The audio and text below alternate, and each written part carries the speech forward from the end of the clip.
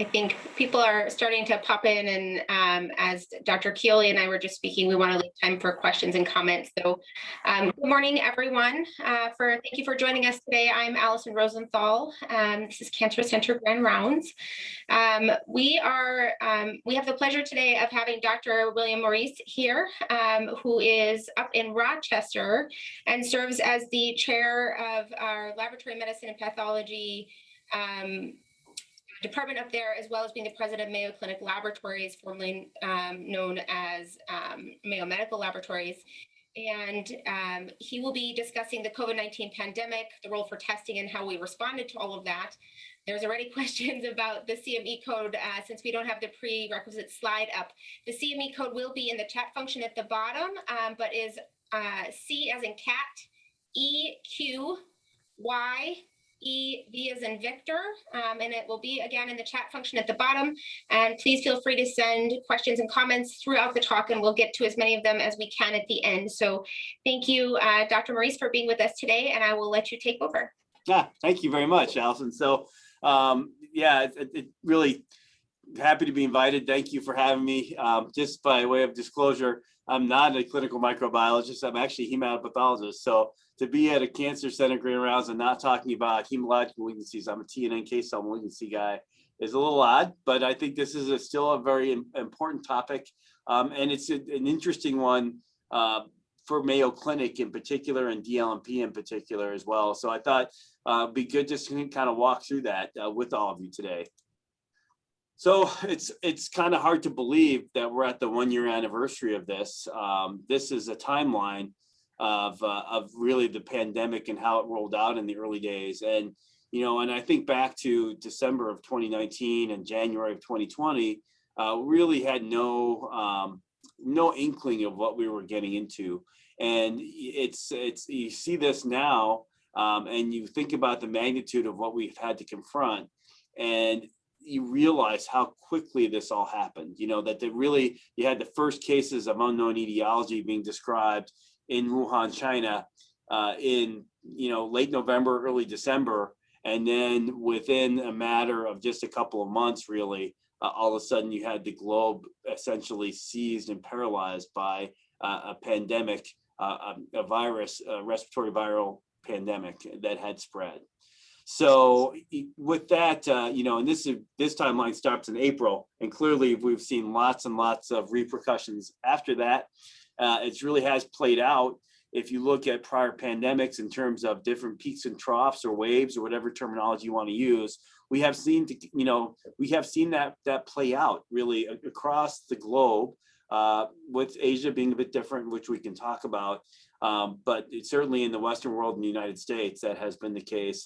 I can tell you too that it's an interesting time, because all that was happening, of course, on a very politicized landscape as well, and canvas as that was being painted. So why Mayo Clinic Labs, and why do I mention that? So is as part of the topic. Well, it's interesting. Mayo Med Labs actually started by another hematopathologist, Dr. O'Sullivan, who actually served as a leader for Mayo Clinic Arizona for a period of time as well, I believe, in the 90s. But so he and Jerry Molnar founded Mayo. It's right at our 50-year anniversary. It was founded in the 1970s, really just to open up the labs. And Mayo Clinic DLMP, at that point, there was only one Mayo Clinic campus, so it was the Rochester campus, basically to open it up to regional hospitals to do for them the testing that they couldn't do or shouldn't do because of the size of the hospital or the complexity of the testing. It really involved people like Dr. O'Sullivan, Marie Brown, who was my first administrative partner, driving their cars around, getting to know people, and bringing tests back to Rochester. Not surprisingly, Dr. O'Sullivan was actually the first that was the first leader for the Mayo Clinic health system as well, because he had known all those hospitals. From that really humble beginning, this has grown. And I think a lot of people at Mayo and our campuses struggle to realize what Mayo Clinic Labs has turned into over those intervening 50 years. So it's now a global reference lab. We have over 4,000 customers and domestically, and activity, really an international company. We have activity in over 80 countries. And depending how you slice and dice it, we are considered the third largest reference lab. Reference lab, again, means a a lab that takes a specimen from another referring hospital or care center. We are the third largest in the US, both in volume and certainly the largest in terms of test menu, because our test menu is really to support the Mayo Clinic practice. In terms of scale, what does that mean? We performed over 25 million tests in 2019. I haven't seen the numbers yet for 2020. I'm sure it's well above that because we had to really expand our specimen processing center. In 2019, we did about, on a busy day, we would insource in Rochester about 40,000 specimens a day. I think at some peak times here during the pandemic, we've been up to 90,000. We do have Mayo Clinic Labs activities in Florida and now in Arizona as well. That started with the pandemic, but still over 95% of the testing is done still in Rochester. So why I wanted to give you that background is because it ended up playing a major role in how DLMP participated in the response, and Mayo Clinic participated in the response to the pandemic at the national level at a minimum. So interestingly, one of the things that we have with Mayo Clinic Labs is a joint venture with a company in China to form a testing company, Wuxi Diagnostics. China's interesting because you cannot, as many of you probably know, they will not allow human biospecimens to leave the country. So to do testing there, we couldn't have a referral lab business.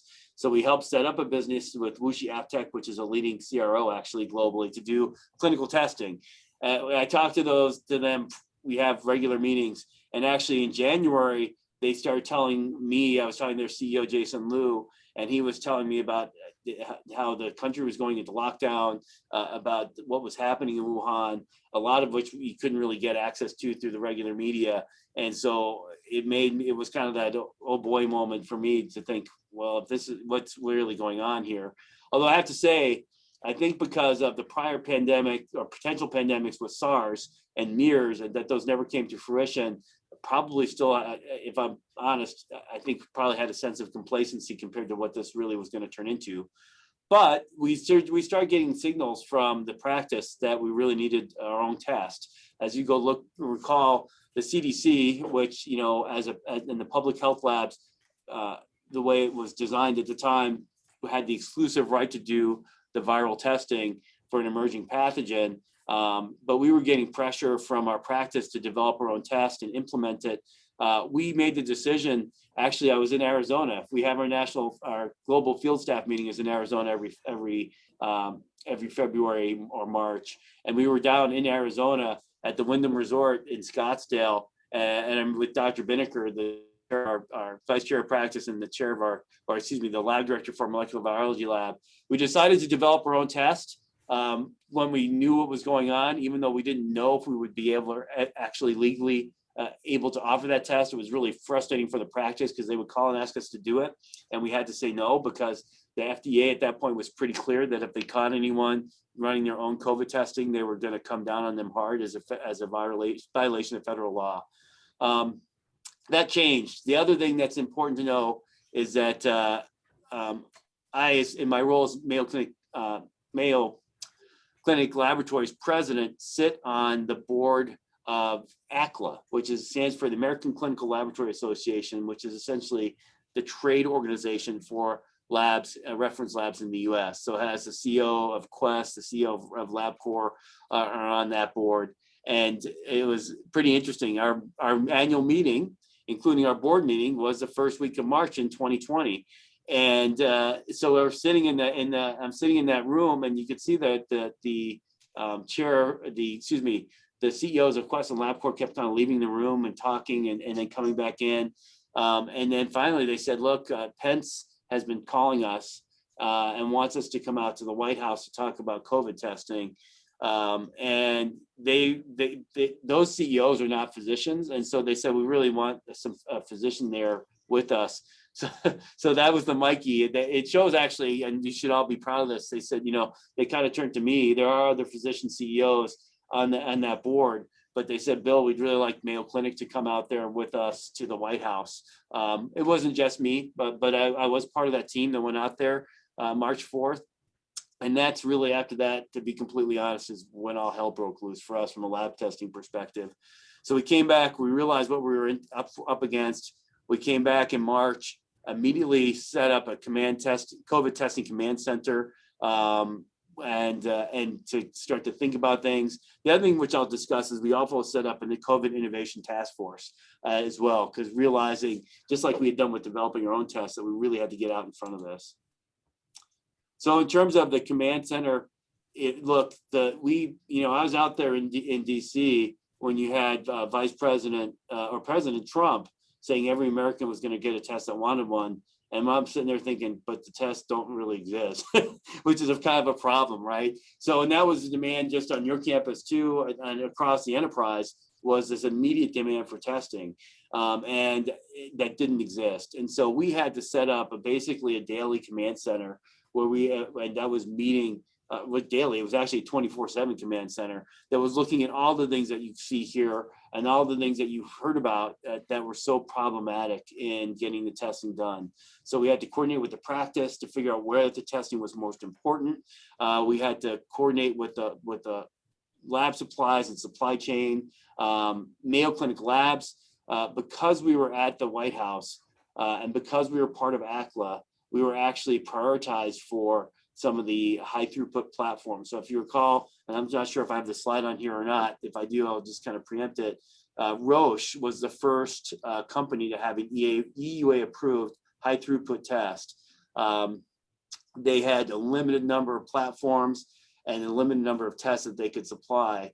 Mayo Clinic, and they were told by the White House they could only give those supplies to national testing labs that could help direct it, and they wanted to then direct where we would do testing. Because we were there and because we have a good relationship with Roche, and I've had essentially weekly calls or biweekly calls with Matt South, the CEO of Roche Diagnostics in North America, we were able to get access to that testing, which we were then able to use for the practice. And we got a machine here, and we actually got one flown down in those early days to Florida as a Mayo Clinic Labs testing site at that time. So that's the level of coordination that was happening. And every day we'd be looking at moving test kits between Florida and Rochester. Another example of just how crazy things were for our own in-lab test, which we hired and we're running 24/7. Wasn't fully automated, but we could do thousands in a day. We actually had to get a piece of equipment from a company that was based in the manufacturing base of Italy, which is northern Italy, which if you recall was an area that was like the kind of the canary in the coal mine for the Western world on what COVID would do once it hit our shores. So we are actually, Piper Sue, our government affairs person in DC, was having us talk with very high up in the Federal Trade Commission about getting military planes to Milan to get machines flown in. There's that level of craziness. I wish I would have kept a journal, but basically this team had to meet, and there were all sorts of things, reports that we had to generate for the federal government that had to happen, as well as with serving the practice needs. So kind of want to pivot a little bit then from what we were doing with testing to just the disease itself. I'll show this slide a couple of times just to re-emphasize a couple of points. The blue line here is really viral load. The green line is IgM. The crimson line is IgG. And so basically to illustrate, just as with any viral illness, there's a period of time where there's viral replication and before there's an actual immune response beyond an innate immune response. Obviously there's NK cell immunity and there's mucosal immunity and other things that are happening here. But before there's an antibody response, there's a period of brisk viral replication. And there is a period then of a pre-symptomatic viral replication as well, because again, a lot of the symptoms are driven not by the direct viral infection, but by the immune response to that infection. Why is this really important? Well, it turns out that this is really the big thing that distinguished COVID and SARS-CoV-2 from SARS-CoV-1, or if you want to call it the original flavor SARS virus, right? From 15 years ago or so. So again, this is just to iterate that there's this period of viral replication, pre-symptomatic, and then eventually you start to get inflammation and you start getting end organ effect from the viral infection for those who will become sick. Happens, probably after a period of 5 to 7 days. And then, early days, And this is a slide shared with me, courtesy of Dr. Stacy Rizza. Early days, there was a lot of discussions about what are the different presentations of patients with SARS-CoV-2, what are the different manifestations of the illness, how do we predict who's going to need hospitalization, how do we predict who's going to go into multi-organ failure, what is the pathogenesis of that? The pathogenesis itself appears to be twofold. One is a direct viral pathogenic effect on multiple organs because it binds to the spike protein to the ACE2 receptor, which is highly expressed not just in the upper digestive tract but in other areas of the body. And so understanding thrombosis and other things, renal injury as a result, cardiovascular injury, which has been very much a hot topic, particularly amongst the athletics and colleges and stuff like that. But essentially, that those things are now much better understood. There's a combination of an immune cytokine storm as well as direct viral cytopathic effect. In those individuals, particularly with underlying risk factors, that seems to be the portend a severe illness. I've talked to people that have done autopsies on these patients.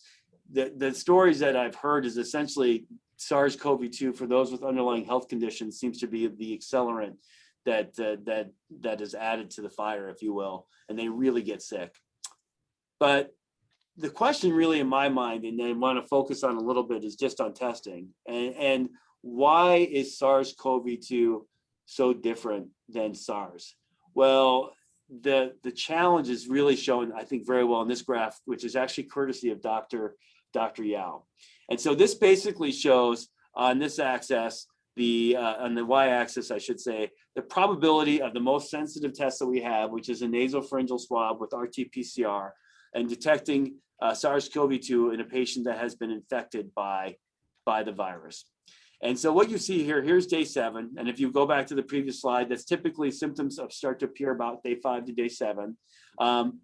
Those prior to the appearance of symptoms, you can see that patients are actually more likely, particularly in the first 3 or 4 days, they're actually more likely to have a negative test than a positive test, even if when they're infected. And that's even in patients that have these extremely high viral loads. It just seems to be where the virus is replicating. Our ability to sample it is challenging. That's a problem because this pre-symptomatic window is appears to be a time just prior to the appearance of symptoms.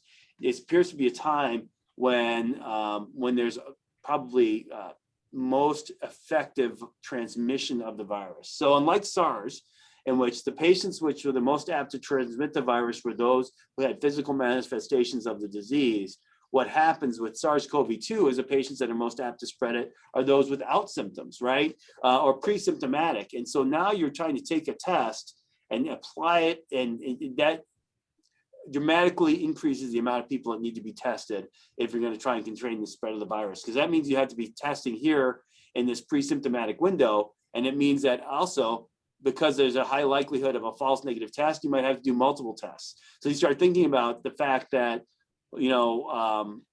that this is what you're up against when you're trying to use testing to manage the pandemic. Oh, and by the way, at a time when the testing itself is an extraordinarily short supply. And we saw this with each impending wave of the pandemic. So I can tell you that one of the real frustrating things for us was that we got these 2 Roche, we ended up with 3 high throughput Roche platforms. It's just to tell you that typically they produce 40 of those in a year. Because they're so complicated to manufacture. It's manufactured mostly in Europe, Germany, and Switzerland, and they were producing a couple hundred, I think, over the course of, I can't remember the exact number, but they dramatically increased their production of instruments. You're like, great, that's awesome. We have 2 here at Mayo. We can do 5,000 a day. Oh, and by the way, we bought in, at one point, I think we had 7 or 8 different molecular testing platforms in DLMP to do SARS-CoV-2 testing just because of the demand. But part of the reason we had to do that was, even when we had the testing platforms, this scenario where we had to test so many people led to strains in the supply chain that no one anticipated. So I got a call in midsummer from Matt South saying, look, I can only give you enough testing to basically run your instruments at half speed or half capacity. And the reason why was there was a global shortage of plastics needed to manufacture, because as you imagine, all these automated instruments have different, very specific plastics that had to be produced. They didn't have enough. They had a facility that went down, and they had to retool the printing press. There were shortages of plastics. I mean, those are the things that we were up against, and that was really a problem, and particularly in the late summer when you start hearing about these stories about tests taking a week or more to get back, is because the whole global testing infrastructure was overwhelmed, essentially. I thought I'd add this in because Samir and I have kind of emailed back and forth a little bit about this. This is actually the validation data from one of the platforms. I won't say which one. So on the x-axis here, this is now using a target, so a diluted target, not actual virus, for validation. And this is this is with with lots and lots of target. So as we move back, it's serial dilutions. As you can see, the black dots are the crossing threshold or CT value for the PCR, right? The yellow is the control. As you can see, as you move back to these more limiting dilutions, the CT starts to go up. The CT is shown here on the y-axis. So you get down to where there's, a multi-serial dilution, you're getting CTs that are in the 35 to 40 range, but we know it's specific compared to the control. There has been a lot of debate about, well, shouldn't we just set the CT somewhere like, what if we set it at 30, right? And that would mean that we weren't picking up these lower dilutions of virus. Well, that would be, and then we would decrease the number of reported positives. But the goal is not to decrease the number of reported positives. The goal is to detect people who have the virus and prevent them from spreading it for others. So it really makes no sense scientifically to not try and detect, to have the most sensitive assay, particularly, I mean, honestly, we're required by CLIA to validate to this level and to store all the data. So if we're inspected, we can show our validation. So we know that it's specific at these lower CT values. So it just never made any sense to me. And we also know that we're trying to get the most sensitive test possible. So it just never made much sense scientifically, even though that's being debated about out there still. In terms of just by the numbers, where we are today versus where we were having 0 tests a year ago, Mayo Clinic between Rochester, Arizona, and Florida, and Arizona is now a Mayo Clinic Labs testing site, as I mentioned, has performed over 4 million tests. And that's just the molecular diagnostics tests. And we, as I mentioned, our global and national presence allowed us to have that testing for our practice, which was extraordinarily gratifying at all sites, actually. Serology, which we'll talk more about, is we've done a lot less. There's been a very soft demand for serology testing. We did a lot of work to stand it up. Tom Grist has done a lot of work down there in Arizona, looking at lateral flow assays, which we'll talk about a little bit. But the demand for serology testing has been much softer than it has been for the molecular testing. I mentioned our innovation areas. This was something that we set up right away in the Rochester campus, where we set up work streams to look at different focus areas, trying to innovate out in front of this problem of not having enough tests, number one, and really not understanding how to stratify patients who are positive, and to help give, as hospitals in the Mayo Clinic campus was trying to understand, which patients were going to need to be hospitalized, which ones are going to need to go to the ICU. We didn't have great testing to indicate that, or to give us some advanced warning that someone was going to get into trouble. So these are all the different areas that we have been focused on. We set up our own serologic testing and neutralizing antibody testing efforts. Antigen testing is something we started working on right away. Disease stratification is one that we've been working on. That is, again, prognosticating. Point of care, which I'll talk more about. And then there's other things that are down here too: immune response monitoring, particularly T cells, tissue diagnostics. And I think this is something, particularly for the cancer center, that we're going to have to pay real attention to, is how do we screen potential organ transplants for COVID? There has been at least one case reported, I know, of a lung transplant where the patient died after contracting COVID from the explanted organs, or the transplanted organ, excuse me. So this is something, and these are things we've been working on actually since April, and we've rolled out over 14 new COVID tests in that time, and it's really been quite gratifying. Another real topic for us, which I won't touch on today, is this one: data and analytics. Pretty clear the regulatory framework for testing, as highlighted by the CDC story, is inadequate. So there's a real interest in use of real world evidence. So after tests are deployed, how are they performing, to understand their performance and maybe even to be used to validate them for clinical use. This might become, especially as you think about personalized medicine, and the innovation that's happening there, might be one that we see carry forward from COVID into other areas. And I have been, we've been working, myself personally and others, have been working with Amy Abernathy, who's a new CIO and deputy director for the FDA, knows Dr. Halamka, and he's connected us, and we've been working with her because that's an area I think we'll continue to see rolling out. So here again, this just shows the different tests that we were able to roll out through those combined efforts. And again, it was predominantly here in the Rochester campus, but we also worked in the health system. We worked with Arizona and Florida as well on the implementation of these new tests. And I just want to then jump ahead here probably to the point of care tests, which have been something that have gotten a lot of interest, and I think will continue to do so as we need to screen patients. There's a lot of at-home testing.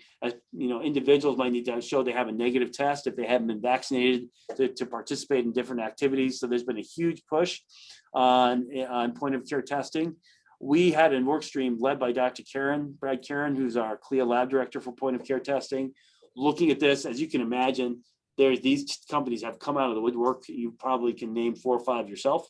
One that we have worked with most closely is Q, which has this little box here that you can see. It's actually light mediated amplification test for SARS-CoV-2. We've actually, in 15 minutes, basically has a little swab, which you take and you put it into this box and put it into the reader. 15 minutes, and we worked actually with the company. We got access very early and have been able to show that Brad did a study, Dr. Karen and colleagues, demonstrating that this has nearly the same performance as our in-lab tests. Rapid tests kind of then, and what are their role?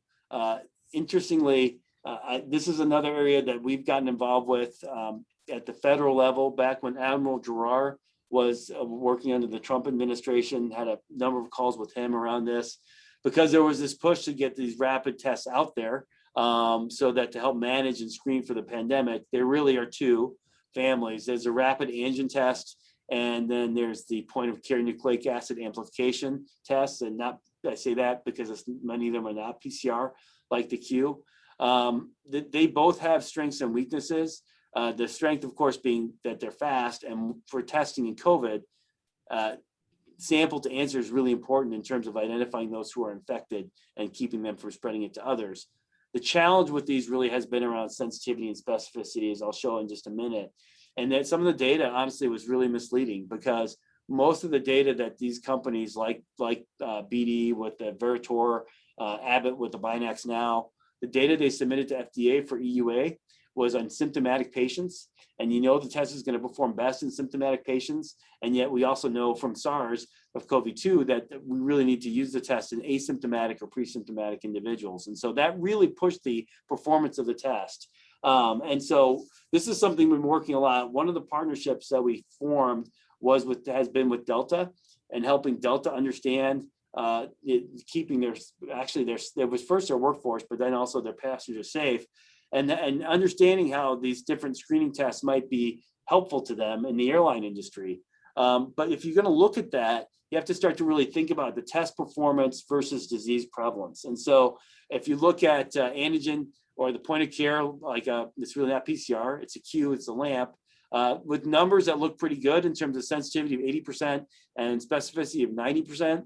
If the disease is pretty prevalent, and we certainly have seen prevalence well above 15%, what happens is that you start to see a creeping up of false negative tests. And that goes up with the and the number of 2K positive detected is good. But if you look at that, if you're missing 30 out of 150, that means they're going to have 30 out of 150 people that are going into a venue, coming into one of our campuses, or getting on a plane that are actually COVID positive and have the ability to spread it to others, right? Whereas if you use PCR to confirm, you can really start to drive down those false negatives, right, and false positives. But what happens is now you're introducing delays. Conversely, let's see here. I thought I had another one. I guess I might have missed that. But that's just going to show another slide that now when you're in the situation we are now, where the prevalence is low, less than 1%, what you really start to see with these tests that are point of care is a big increase in false positives, right? Because the disease prevalence is low, which again, if you think about turning patients away for care or something like that is a problem. So we're continuing actually trying to understand how to use point of care tests in combination with in-lab tests to detect those who are COVID positive, but not overly burden them with false positive tests. The other innovation, and this is just a placeholder slide, it was a big part of Delta, was the work of Nilay Shah, Henry Ting, and Health Sciences Research. They developed the COVID models that were really advanced in terms of predicting spread. And we use this with Delta in terms of helping them identify where they needed to do more testing, because honestly, the strategic deployment of testing would be ideal, particularly when those supplies were limited. And this just shows an illustration of the modeling. They had a really advanced model that brought in social media data, other things that could look county by county even at what they predicted the disease incidence and spread would be. That's what we've used for our own hospitals and to help keep the campuses as safe as possible. It's actually what we've used with Delta. It's also what we've used with the state of Minnesota. We entered into a testing partnership with the state of Minnesota in April between Mayo Clinic and the University of Minnesota. And this has actually been a real differentiator for Mayo Clinic, is the work that they've been able to do with this. So here's our the graph I showed before. It's a little different, but again, viral load versus antibody production. One of the things that we've seen with COVID, which is pretty interesting, is that it doesn't really follow. That first graph I showed you is probably like one many of us have seen in an immunology class or a medical school, where you had this first IgM conversion to IgG. As you have isotype switch, you have greater affinity, all that kind of stuff. What we've seen with COVID has been kind of weird. There are some patients that never really develop an IgM response. It seems they go straight to IgG, or that they happen synchronously. The other thing that has been understudied, because we don't understand it as well as IgA, you would think IgA would be really important for a respiratory pathogen like SARS-CoV-2 because of mucosal immunity. But basically, there definitely is a lag time between antibody production, between infection and antibody production. And certainly the strength of the antibody response is predicated on the severity of illness. So those who get sicker tend to have much stronger, higher titers of antibodies. And there was a lot of discussion about how could we use serologic testing, particularly in the early days of the pandemic, when PCR testing was limited. There was, there was discussion around, could we potentially use this as an adjunct or an ancillary test to detect someone that was COVID infected. It's particularly, when PCR tests were in short supply, or we were running multiple tests because there was a high index of clinical suspicion of COVID, but the PCR was negative. That really hasn't materialized as well as you might have thought. The reality is that these are all the different scenarios, and you can see them here, for which we think serologic testing could be helpful in terms of clinical decision making, not just in terms of disease epidemiology. But the reality is that, the volumes of COVID tests, serology tests, have lagged a lot behind what we expected them to be. That's probably for multiple reasons. Number one is that I do think there's still uncertainty amongst providers about what to actually do with the results. And I've heard that in terms of how to use them. And I think that's because, again, as we look ahead, we probably need to do a better job in laboratory medicine in developing kind of algorithms for how to use serology for diagnosis in early phase of infection. Since that doesn't exist right now, people really weren't quite sure how to use it. Another real problem here has been the poor quality lateral flow assays that hit the market last spring. Actually, Tom Grist down in Arizona has done a lot of work on this. They did a story on ABC News with he and Dr. Thiel and others. Unfortunately, there were some real crap tests that made it out onto the market. And that really undermined people's confidence in serology. In fact, I still, during the summer, I would still get questions when I had to do I did a press conference with the governor of Minnesota once we hit our testing moonshot, and someone asked about, well, what about the poor quality tests that are out there? So again, it just really unfortunately undermine people's confidence in testing. The other thing is that we don't really understand. We thought, well, now once we get to vaccination, there's going to be a lot more with antibody testing. There's going to be a lot of interest in neutralizing antibody testing to look for actual neutralization assays to show the antibodies are effective against the virus. That hasn't really materialized either. And I think it's because the vaccines are getting distributed so quickly, right? That it's sort of, it's not a normal vaccine distribution. And so that has really taken away this sort of window of looking for antibodies. Also, we don't really understand, there's many studies that show the antibody levels can wane after 90 days, but immunity certainly persists, almost certainly persists after that. So their correlation with immunity is unknown. Interestingly now, there are T-cell adaptive technologies, has a T-cell test to look at cellular immunity in response to COVID. That's been, again, FDA EUA clearance. They're great, they're really bright guys. Lance Baldo, their medical director I've talked to, or CMO. I don't know though if that's going to have the same fate, because again, we don't really know what showing T-cell immunity is going to really do for us either. What we really have used antibody testing the most for, and what I wanted to mention, was convalescent plasma. So again, this is old school, right? This goes back to diphtheria with passive immunity, where you take basically antibodies from an individual, whether it's a horse or in this case a human, that has recovered from a viral infection or pathogenic infection, in this case COVID-19, and you give that plasma with its neutralizing antibodies to someone either that's ill with the disease for therapy, or if that's been exposed or has potential to be exposed as prophylaxis. And this is something that was led by Mike Joyner, as well as with Dr. I can never pronounce his name, Dr. Casavidel, I believe is his pronunciation, from Hopkins, where basically they worked with the FDA to set up a national IRB, a national expanded access to convalescent plasma protocol. It was designed really to give patients in the early days of the pandemic the opportunity to get access to convalescent plasma. It was really designed to see if we could do that safely, and then with hopefully to see signals of efficacy as well. As you can see, this started as an idea in March, and then by the end of the first week of April, we had our first patient transfused. This again speaks to for those of you who know Dr. Joyner, speaks to his energy, which is pretty much off the charts, and his focus and commitment. But not just him, but a lot of people, right? And again, this was really where the idea was that we could treat people who had been exposed, and from those who have recovered would have antibodies that we could use to treat those who had been exposed, or potentially to prophylax patients who had been exposed to the virus or had potential to be exposed. You can see here, this is basically how how it rolled out. So it was originally designed, I think they were hoping to get maybe 5,000 patients transfused.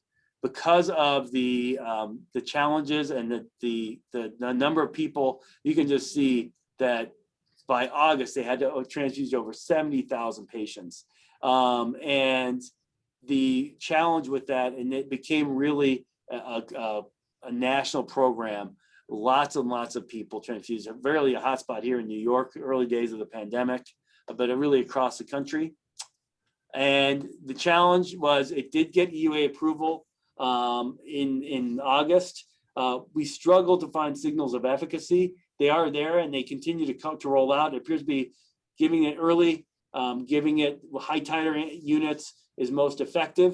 These are things that we know actually from convalescent plasma and passive immunity already. You know, the challenges were multiple in collecting the data. Part of it was a political landscape, to be completely honest, at that time. The other part of it is real world evidence. It turns out is pretty tough. The other thing is, as we looked at some of the things that worked and some things that didn't, was that the blood infrastructure here in the United States is very complex in terms of different donor center and things. The other thing is, honestly, most of the hospitals that were participating, it was very much, as you guys have experienced there, COVID has been very much feast or famine. So it's either they didn't have very many patients and therefore they weren't many needing transfusion, or they had so many that they either had difficulty enrolling, or if they enrolled patients, they had difficulty actually documenting, you know, how much they got, or it was all a manual process. So there was lots to learn. But essentially what we're seeing play out now, and might be important for future future pandemics as well, unfortunately, if they happen, and they will certainly will, is that it does appear that there is a role for convalescent plasma or passive immunity through monoclonal and polyclonal antibodies in treating the pandemic. So in terms of antibody testing, again, rapid antibody testing is something that has been out there. The LFAs, which we saw in April, the reality is most of these really haven't materialized, to be completely honest. So where's testing going for the last couple of slides, and then I want to give time for questions. There's now, I'm sorry, this is a bit faint in this font, but there is now a lot of interest in these newly emerging pathogenic strains of SARS-CoV-2, so-called the mutation. This is basically a family tree, SARS with different clades for SARS-CoV-2 virus.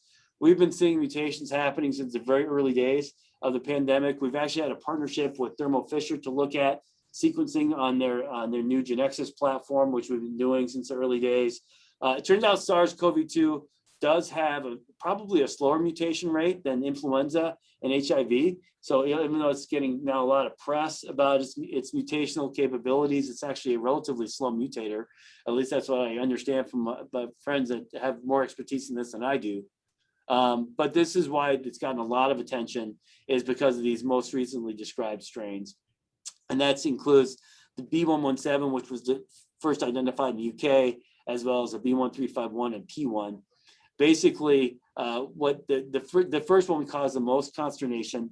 Turns out the UK, because of Genome England, is sequencing about 10% of cases. So they picked this up early. It turns out that it's got mutations in the S gene that caused one of the PCR primers used in the test there to drop out. So they were able to track its spread. And basically, this appears to have evolved in a single individual that was chronically infected with SARS-CoV-2 sometime in the late summer. And from there, they saw this become the dominant strain of the virus in a very short period of time over the course of the late fall, early winter. And of course, this increase in transmissibility that was seen with this virus that allowed it to become the dominant strain caused a lot of concern, because we know from respiratory pathogens that increased transmissibility, probably more than increased virulence, causes increase in hospitalization and death. These latter two strains, particularly the B1, the one identified in South Africa, is the one we know more about. It was doubly concerning because it had some of the mutations that were seen in the B117 that in the spike protein that allowed it to be more transmissible. It also had mutations that appeared to make it start to evade host immunity. And the same here for the P1 strain, which arose in Manaus. Manaus, Brazil was interesting because it had was really hit early in the pandemic, and they thought they had achieved herd immunity because of the number of people infected. Then they saw a second wave with high mortality. That was this new strain. So it was a whole concept of, are there going to be these emerging strains that will evade prior immunity? And that really is what is the biggest concern with variants now, is that there's they're all spike gene mutations, either in the RBD receptor binding domain that will increase the affinity for the ACE receptor, which will increase infectivity and transmissibility, or other mutations, particularly in a separate portion of the spike protein that actually allows it to evade prior immunity. And there is, if you look at the J&J vaccine data, they did see a decreased efficacy of the vaccine in South Africa with the emergence of the B1351 strain there. That's the bad news. The good news is that more and more studies are suggesting that, yes, these new strains might be evading host immunity somewhat, but it still appears that prior infection or the vaccines are protective against severe illness, that if you get sick with one of the viruses of the strains, that you will more than likely not have a severe illness. So that's good, but it's going to continue to push the envelope here. In the US, we are in conversations now to increase viral sequencing because, we have been really, when you consider the number of cases we've had in the country versus the amount of sequencing that we're doing, we're pretty far behind. So there's a big effort underway now. I think it's one of the priorities of the White House, is to get more viral sequencing going so we can understand strains in our country if they're emerging. And there's been a couple that have been talked about, one in California and one I think in Michigan, that might be emerging as well. And we'll see this particularly with the mRNA vaccines. They're actually already having new versions of the vaccines that are getting tested that might have transcripts that target the new emerging strains. So in terms of future direction, it's interesting. I am on, as I mentioned before, on the ACLA board. It looks like I'm going to actually be the chair of that board coming up here for the next couple of years. And there's going to be a lot of focus at the federal level about what do we learn from this, starting at the bottom. Is the current public health infrastructure enough to help the country manage emerging pathogens? Because clearly it was not with SARS-CoV-2. So the whole idea about how do we go forward and leave a quote warm infrastructure? Honestly, there's been a number of near misses. We had, just in my tenure, I've been in this role for 6 years. We've had Zika virus, we've had Ebola virus, and there's another Ebola outbreak, I think, in Western Africa. And now we've had this. So I think the whole idea around the warm infrastructure, continuing to work and look at things like passive immunity, hyperimmune globulin, which can be given as a injectable intramuscular injection, like we see for rabies and other things, will be a big part of the national dialogue going forward. In terms of SARS-CoV-2, there's going to be a focus on really maximal use of the existing infrastructure. I mean, we've got to no tests, so where in the country we could run over 2 million tests a day. And as we look at reopening in schools and other things, how do we use that to best benefit for the country is number one. Early identification. Really, the next test we really needed, to be completely honest, is not a test of whether or not someone has SARS-CoV-2, but whether or not they can spread SARS-CoV-2. And this whole idea of creating tests that can actually determine infectivity of someone is something that is being looked at now, and I think we'll continue to look at. Again, I mentioned the T-cell stuff, but a demonstration of effective immunity, particularly as we start looking in patients with malignancies that may have suboptimal immune responses. How can we determine if they're safe from these pathogens? And monitoring for viral evolution through sequencing are just a few of the things that we'll be focused on. So I tend to talk fast, so I apologize if I went too quickly. But I wanted to leave some time for questions. And so I will probably stop sharing at this point and open the floor. So hopefully that was okay, Samir. Give it a little tour. That was awesome. We should have had you on much earlier. We did have Drs. Graff and Coletta, I think your colleagues on last May, and that was a huge hit, and that was incredibly helpful in the early stages to really help explain some of this testing. And this history was incredible. And well, we'll open it up for questions because I think we're waiting. I've got a couple. So you touched on this. Well, I tell you one basic question. I think we talked about this. We're having, we see this, we just had a discussion on this in our department, and I'm sure other departments across Mayo Clinic are seeing this all the time. The patients are coming in, they've been double vaccinated. Hey, why do I need to get repeatedly swabbed and have you jam the back of my nose, which is a fair question. And then that leads us into, I just saw an announcement by Clear that, they're going to have their Clear Health, where you're going to have like a vaccine passport of some sort in Europe starting this. And what does that look like? And I think specifically, is there point of care testing that could tell you if you're spike positive, capsid negative? Is that out there? Is that being developed? I know that's a lot, but it's that general. How do we get the country moving again?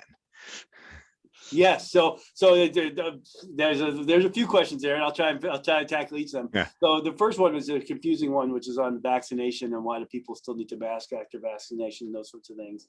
Again, the masks really are to help you prevent the spread if you have SARS-CoV-2, to keep you from spreading it to others. And that's one thing we know, I mean, from the vaccine trials, is that the patients still can get infected. It's not a sterilizing vaccine. So you can still get infected. In fact, we had, if you look at the J&J data, if it's 66% efficacious, that means you had a number of infections in the vaccinated arm. So of that trial. So that, I think that the masking is still to prevent the spread, unwitting spread of someone who's vaccinated and asymptomatic to someone who's not protected.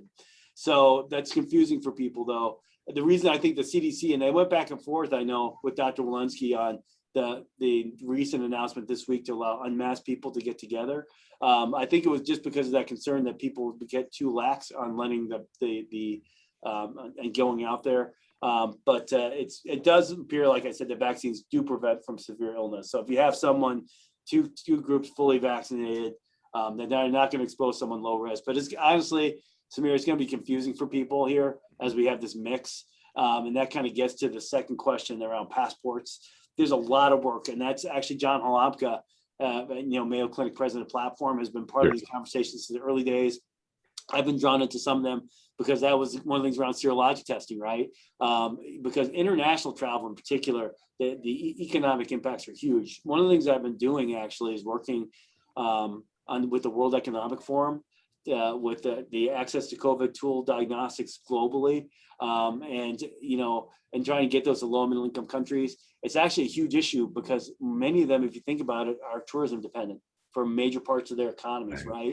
And then people can't get there. So there's been an interest in, could we have a passport generated from you have antibodies, or we have a passport from vaccine? I think we'll see those come. There's a lot of work on blockchain and technology. And then of course, there's the whole concern around, a chain of custody and actually verification, because people will be incented to falsify those because a lot of people aren't comfortable with the vaccines yet too. But that is being worked on, that blockchain technology for that. And I think it'll be one. And what I've heard actually most recently, because again, the vaccines only are EUA, meaning you can't mandatorily require someone to get them, is that there might even be a technology, I know it's being worked on, that is blockchain in a way that you just get a QR code on your phone that shows either you've had a negative test or you've been vaccinated, but doesn't even distinguish between the two, because it's that whole thing of trying to protect people's privacy. But then again, what tests are good enough to create that code becomes an issue, right? Especially with the expansion of at-home testing. And then the last one, there is a technology, Genelite is a company that Brad Karen has been working with, a point of care kind of serology platform that can actually give you that information about antibodies to spike versus N protein.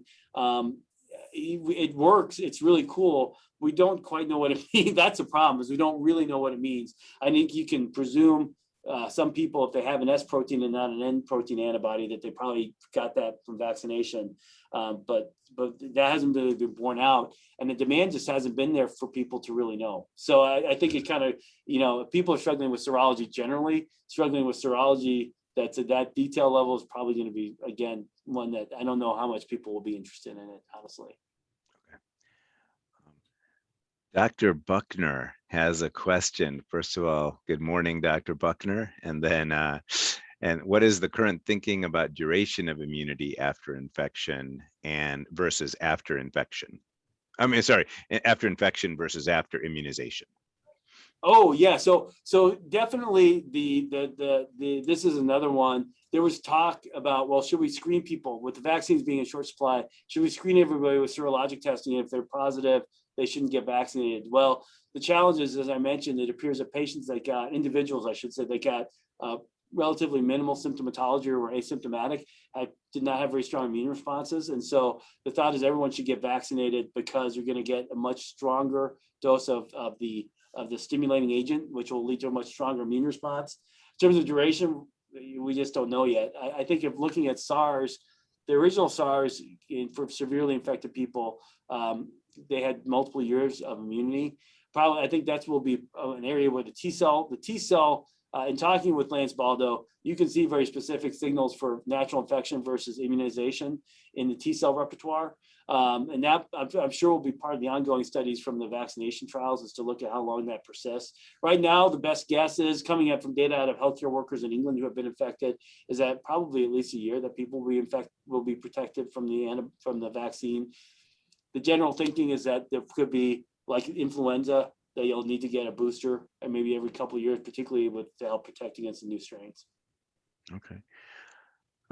Maybe a follow-up on that before we get to from listening to Dr. Poland talk and watching some of the Sunday talk shows with people like Gottlieb and Anthony Fauci and others, and reading some of the recent literature in New England Journal that just actually came out, I think, this week, it seems that prior infection plus one mRNA shot might lead to a even greater level of NAbs than like a two mRNA series in a patient who had never been infected.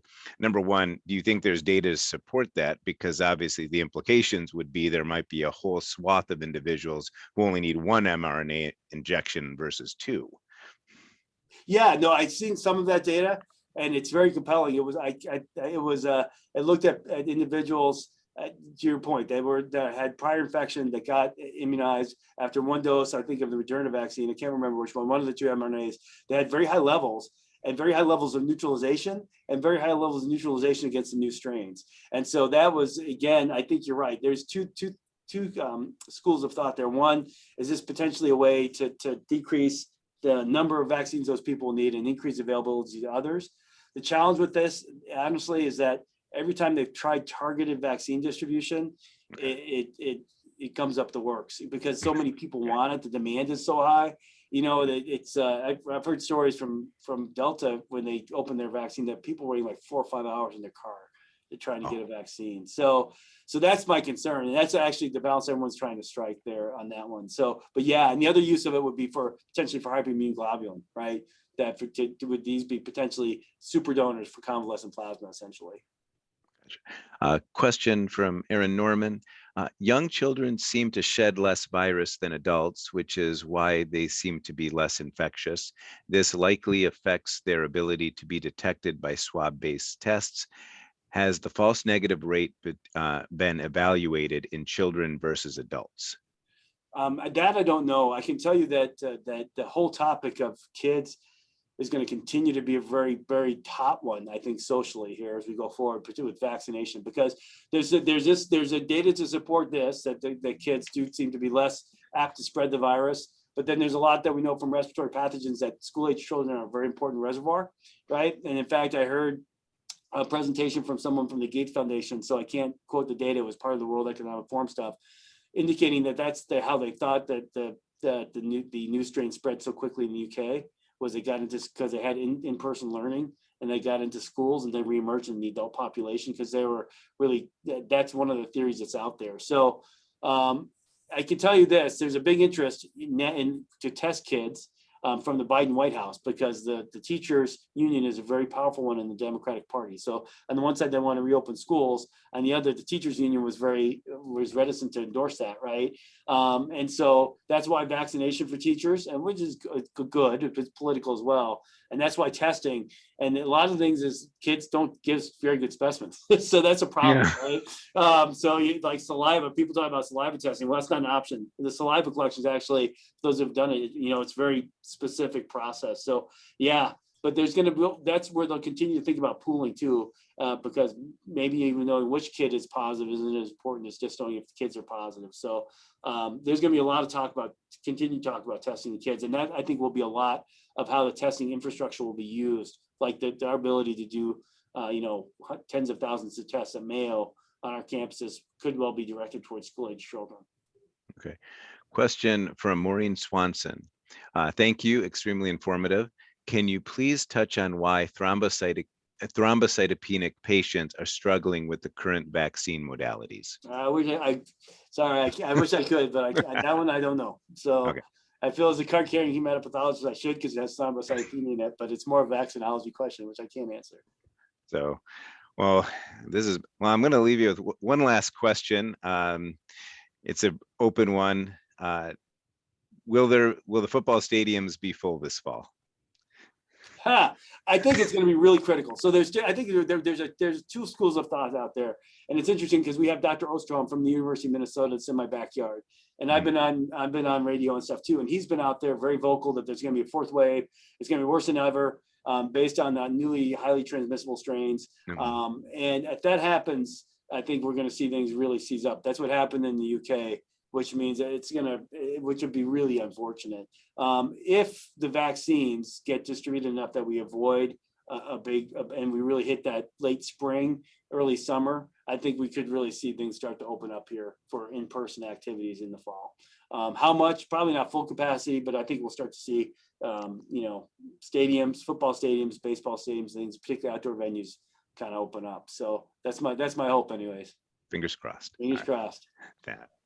Thank you so much. Well, thanks for Dr. the opportunity. Hopefully this was helpful to people. I really enjoyed the. I think very much, and we need to have you back. Well, next time we'll have you talk about actually cancer things at Cancer Center Grand Rounds, but right now this is a hot topic. Thank you so much. Next time, hopefully I'll be down there because it's freaking still cold up here. So yeah. We're bringing you here next. We'll bring you here next February, and if you're a golfer, that'll be part of the honorarium since we can't pay you, but we'll get you on the course.